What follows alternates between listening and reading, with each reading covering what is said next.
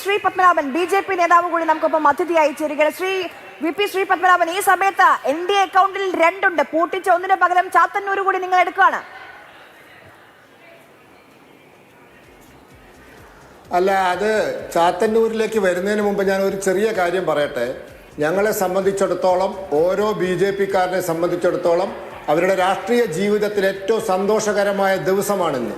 കാരണം ഈ പാർട്ടി സ്ഥാപിച്ച ഡോക്ടർ ശ്യാമപ്രസാദ് മുഖർജിയുടെ മണ്ണിൽ പശ്ചിമ ബംഗാളിൽ BJP ജയിച്ചിരിക്കുന്നു. റെക്കോർഡ് ഭൂരിപക്ഷത്തോടു കൂടി താമര വിരിഞ്ഞിരിക്കുന്നു. ആ സന്തോഷം പങ്കുവെച്ചുകൊണ്ട് ഞാൻ ചാത്തന്നൂരിലേക്ക് വരാം. ചാത്തന്നൂരിൽ ഞങ്ങൾക്ക് പറഞ്ഞിരുന്നു, ഗോപകുമാർ സാറ് നല്ല പൊതുപ്രവർത്തകനാണ്. അദ്ദേഹം SNDP യൂണിയൻ്റെ താലൂക്ക് പ്രസിഡൻ്റായിരുന്നു.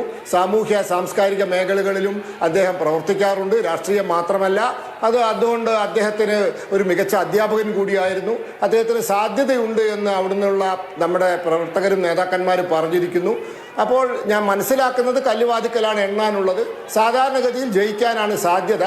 അതുകൊണ്ട് ചാത്തന്നൂരിലെ വിജയം ഗോപകുമാർ സാറ് നടത്തിയ പൊതുപ്രവർത്തനം, ഒരു മാതൃകാ പൊതുപ്രവർത്തകനാണ് ഗോപകുമാർ സാർ.